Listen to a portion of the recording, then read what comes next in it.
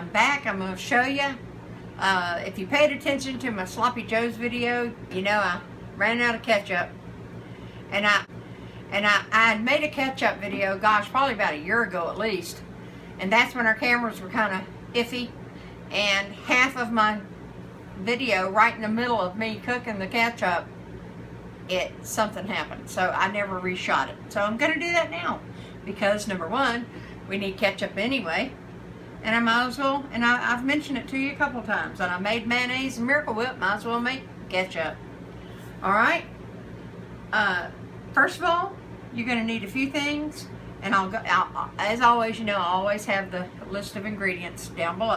And let me get my heat going on, just kind of a medium temperature, just medium heat. So this is 1 6-ounce can of tomato paste. You can definitely double this. And to that, I'm adding 1/2 cup, 4 ounces of light corn syrup.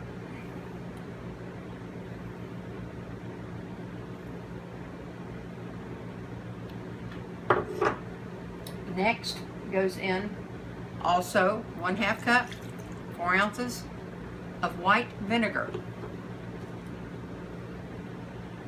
1/4 cup, 2 ounces of just regular old water. And here's my spice dump. And this is 1 tablespoon of sugar, 1 teaspoon of salt. There's the sugar, the salt. This is 1/4 teaspoon of onion powder. No, that's garlic powder, and this is 1/8 teaspoon of onion powder. Whoops. And that slipped down in there. Okay, anyway, I'm going to go ahead and dump that in. And I'm done with that anyway. Get that out of my way. I'm going to go to my whisk. And this is so simple. You'll kick yourself. Why haven't I tried this before? You got to try it at least once. Now this makes about 1.5 cups, so that's why I'm saying if you got a large family. But you don't want to make up too much because you do have to keep it in the fridge. And remember, this is fresh. This doesn't have all these crazy ingredients that, you know, keep it longer. So it will stay good, but you got to keep it refrigerated to make it last. That's why I don't make a whole lot up. When I make mayonnaise, for instance, I don't, well, I guess I got to hit start. Keep blabbing in my mouth, I didn't hit start. You know, I don't make up so much, I'm not going to use it up within about 3 days. And let's say you're by yourself and you want a little bit of ketchup, just half the recipe. That's all you have to do.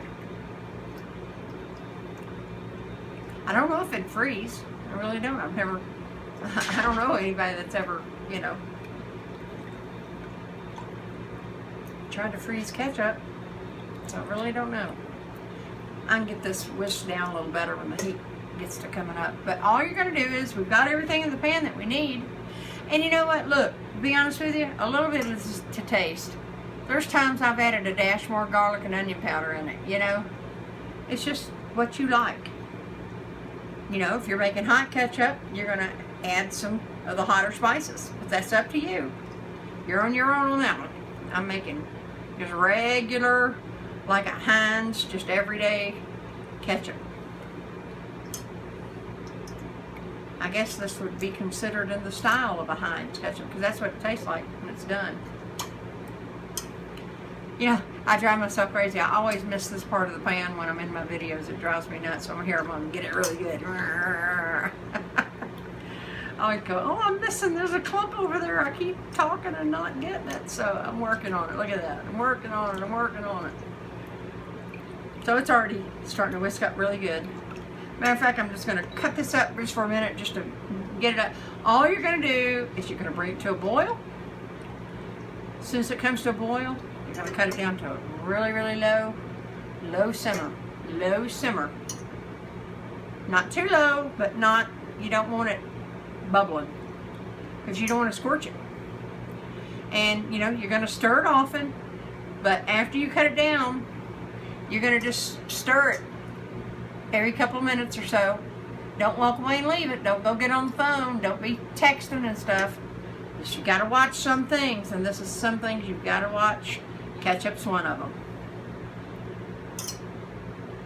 Sloppy Joe's is another. There's a, you know, I could be here all day for days telling you what not to walk away from. And then some things you can throw in a crock pot and forget about it. And that's why I love my crock pots. I usually am trying to multitask. Alright, as you can see, this is all nice and sweet. Here, let me get my crazy corner here. I call it the crazy corner. Now, everything, no lumps. We're going to bring this to a boil. As soon as it comes to a boil, we're going to cut it down to low simmer. 20 minutes. Don't walk away. Keep stirring it. Keep stirring it. Keep stirring it. A whisk is better. A whisk is better. You don't want that tomato paste staying lumped up in that ketchup, okay? So here, I love this kind. This is called a ball whisk. If you want to get one, I got it on Amazon a long time ago.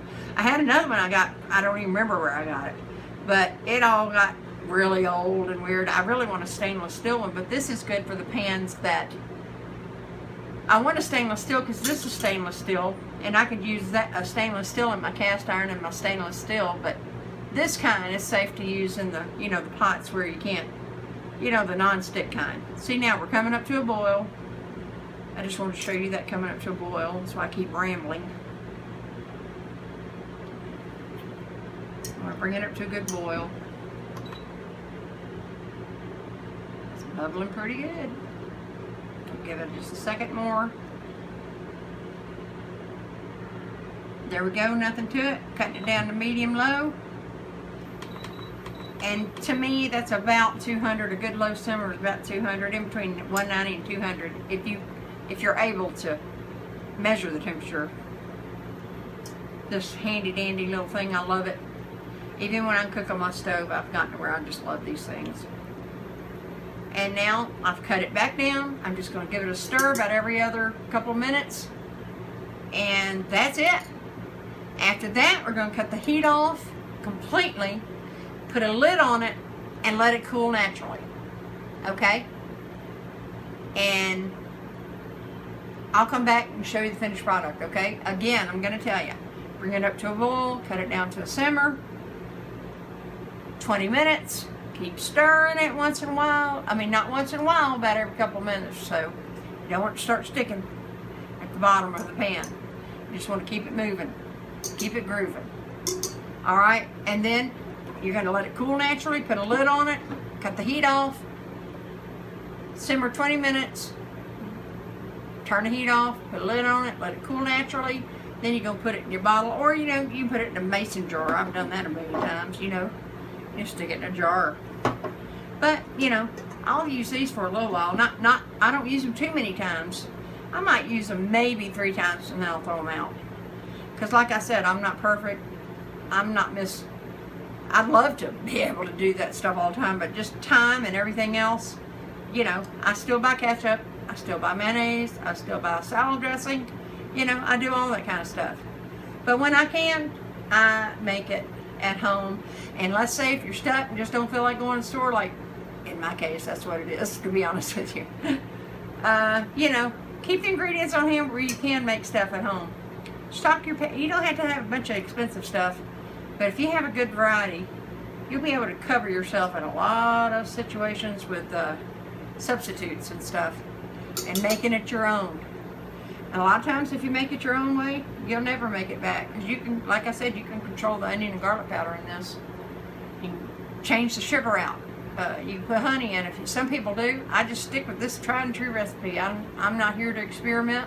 I'm here to make regular old ketchup. Kid friendly, family friendly, everybody friendly ketchup. Okay? We'll be back. Okay, we're back. It's been 20 minutes. Cut my fire off, and I want you to see how beautifully this is thickened up.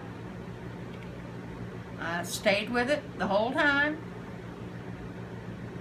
and I just want to give you a little inside. Not that I'm not the perfect ketchup maker or anything, but if you're still bubbling, you need to cut your fire down a little bit. You don't need to be bubbling. You want to be almost bubbling, not quite, because the more you bubble, the easier it is to scorch. So just keep that in mind when you've got your simmer going. If you're bubbling, you're still too high. You don't want to not bubble, you just want to be on the verge of bubbling. It might take you a few times. I've been doing this for years. So I know what to look for. And that's okay. If you're a newbie, that's all right. But anyway, this is thickening it, and I just want to show you that. I'm gonna put a lid on this. I'm gonna take it off of here, because that glass, they say it doesn't get hot, but they get hot. I'm gonna just set it to the side, and I'll come back probably about 30-40 minutes. It'll probably be cool enough to bottle up. Okay? So we'll be back when I do that. I'll change everything around and put it in the bottle. All right? See you in a little while. Okay, everybody, we're back. This is room temperature. It's been, about an hour. I got busy doing other things. I want you to see how pretty this is. It thickened up just like it's supposed to. And I probably should have doubled my recipe, but hey, this will work for a little while anyway. And look at that. I tasted it. It's great. And so what I'm going to do right now is I'm going to just show you. It's thick. It's got to, you got to let it, in ketchup bottle, if I was just putting it in a mason jar, I'd just use a candy funnel. And you can do that. It's probably easier. But I got my little bottle here. And it is thick. It's going to take a while, so I'm not going to just make you sit here and do this. I'm just giving you an idea how to do it. Just regular. It's kind of... Let's see if I can hurry that up a little bit. See? It's going in there. This is going to be anticipation. Remember that commercial? If you're old like I am, you remember that commercial. So anyway, I'm just going to keep doing this, and then as I get low in the pan, I'll just use a spatula, rubber spatula, and gather it back up until I get it all out of this pan. Isn't that fun? A lot of times I just use, the kids like the squirt bottle, but I'd probably just get a mason jar. So if you want to, just get you a mason jar, get your good old cannon funnel. If you don't have one, you don't know what you're missing. Get you a cheap cannon funnel at Walmart, and it'll make the job so much easier. Anyway, I'm doing this at a time. That's it. You get the idea. Homemade ketchup. When I get it in the bottle, I'll take a picture of it. Okay? See you next time. Bye. So there you have it. Better than Heinz ketchup. Oh yeah. Enjoy. Bye.